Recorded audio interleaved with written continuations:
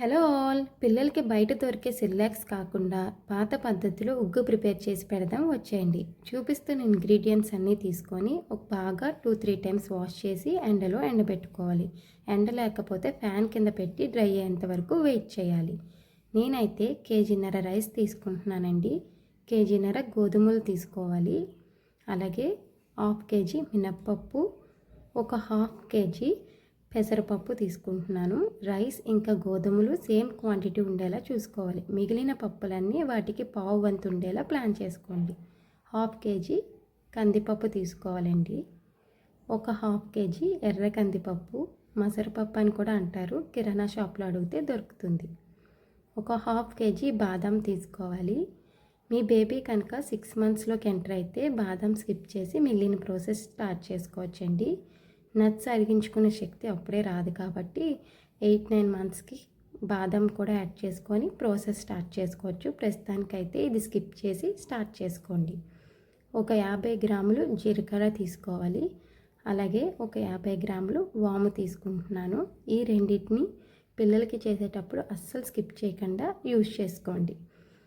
అన్ని ఇంగ్రీడియంట్స్ని ఒక్కొక్కటిగా దళసరిగా ఉన్న కడాయి పెట్టుకొని ఇలా తిప్పుతూ డ్రై రోస్ట్ చేసుకోవాలండి. వీడియోలో చూపిస్తున్నలాగా రైస్ ఈ కలర్ వచ్చేంత వరకు మనం డ్రై రోస్ట్ చేసుకోవాలి.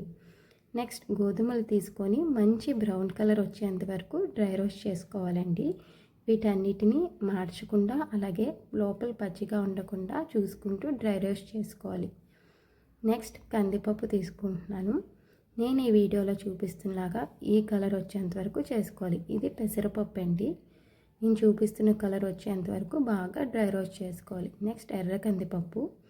దీనివల్ల మన ఫుడ్ కలర్ కూడా మంచి కలర్ కనిపిస్తుంది. మినప్పప్పు చూసారా ఎంత మంచి కలర్ వచ్చిందో. అలాగే మనం తీసుకున్న వాము జీలకర్రని కూడా బాగా డ్రై రోస్ట్ చేసుకోవాలి. వీటన్నిటిని డ్రై రోస్ట్ చేస్తున్నప్పుడు మంచి అరోమా వస్తుందండి. వీటన్నిటి ఫ్లేవర్స్ రూమ్ మొత్తం స్ప్రెడ్ అవుతాయి. లాస్ట్లో బాదంని కూడా చిన్న చిన్న ముక్కలుగా చేసుకొని డ్రై రోస్ట్ చేసుకోవాలి. స్టార్టింగ్లో అయితే ఎక్కువ టైం పట్టే ఛాన్స్ ఉంటుందండి. లాస్ట్లో అయితే ఆ వేడికి కొంచెం తొందరగా అవుతాయి. వీటన్నిటిని డ్రై రోస్ట్ చేశాక పిండి పట్టించాలండి. మీ బేబీ ఏజ్ని బట్టి ఎన్ని స్పూన్స్ తీసుకోవాలో ప్లాన్ చేసుకోండి. మా బేబీ 1.5 ఇయర్స్ కాబట్టి 4 స్పూన్స్ తీసుకుంటున్నాను. టీ గ్లాస్ వాటర్లో యాడ్ చేసుకొని ఉండలు లేకుండా బాగా మిక్స్ చేసి పక్కన పెట్టుకుంటున్నాను. ఒక దలసరి పాత్ర స్టవ్ మీద పెట్టుకొని టీ గ్లాస్ వాటర్ యాడ్ చేసుకొని చిటికెడు సాల్ట్ వేసుకుంటున్నాను. అలాగే ఒక టేబుల్ స్పూన్ గీ వేసుకుంటున్నానండి. మీ బేబీ కనుక 6 మంత్స్ అయితే గీ కూడా స్కిప్ చేసేయండి. 8 మంత్స్ తర్వాత స్టార్ట్ చేసుకోండి. ఇప్పుడు వాటర్ బాగా బాయిల్ అయ్యాక మనం రెడీగా పెట్టుకున్న పౌడర్ మిక్స్ని కూడా వేసుకొని బాయిల్ చేసుకోవాలి. బాయిల్ చేసేటప్పుడు ఇలా తిప్పుతూ బాయిల్ చేసుకోవాలండి, లేదా కింద అంటుకుంటుంది. తక్కువ క్వాంటిటీయే కదా అని చిన్న పాత్ర పెట్టకండి, కిందన అంటుకొని మాడిపోయే ఛాన్స్ ఉంటుంది. దీన్ని ఎక్కడ ఉండలు కట్టకుండా బాయిల్ చేసుకుంటూ ఉండాలండి. కన్సిస్టెన్సీ చూసుకొని మనం స్టవ్ ఆఫ్ చేసుకోవడమే. చూసారు కదా ఎంతో ఆరోగ్యకరమైన మల్టీగ్రెయిన్ సిర్లాక్స్ మన ఇంట్లోనే ఈజీగా ప్రిపేర్ చేసేసుకోవచ్చు.